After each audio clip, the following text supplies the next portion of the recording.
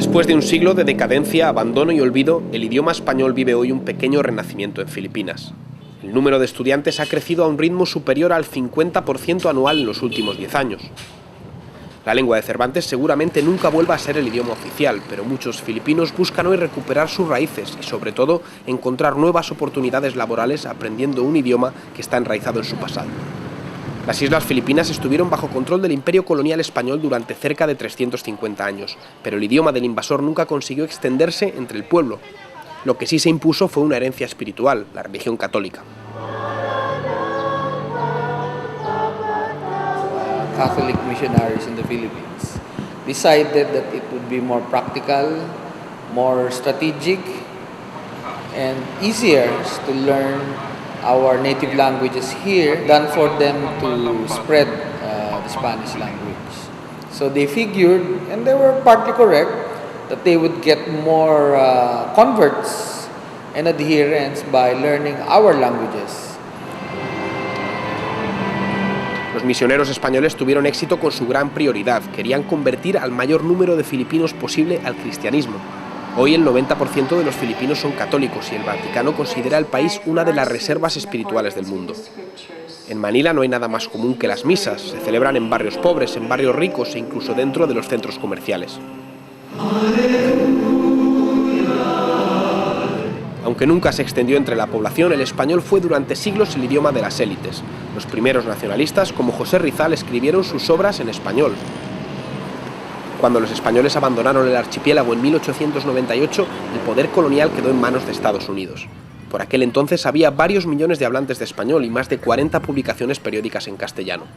So to distinguish themselves from the Spaniards, the Americans had to show how different they were from the Spaniards. The Spaniards did not want to teach the Spanish language to the Filipinos, whereas they were more than willing and able to teach American English to the Filipino youth.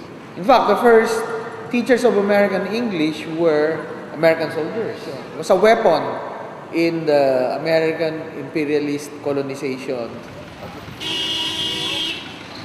Lo que no consiguió la dominación española en casi 400 años lo lograron los invasores norteamericanos en menos de 50.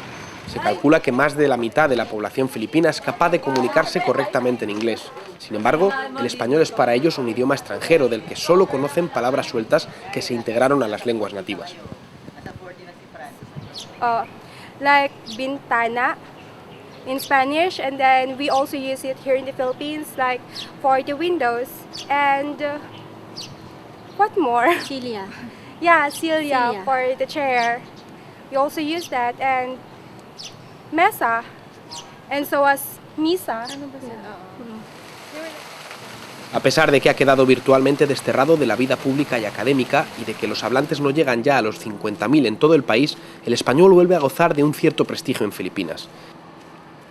Bueno, yo creo que los filipinos se están dando cuenta de la importancia del español, no solamente por cuestión histórica, lo de menos, sino la utilidad que tiene el español ahora para seguir adelante en la actualidad, ¿no? Para encontrar trabajo y para mejorar en su profesión.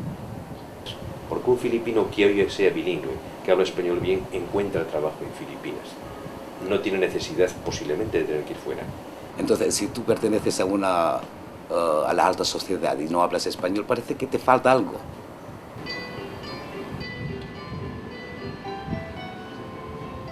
En las conversaciones políglotas que se confunden al atardecer en la bahía de Manila, el español ha desaparecido para siempre. Pero el idioma de los antiguos colonizadores vuelve a ganar hablantes, quizá porque hoy nadie lo está imponiendo.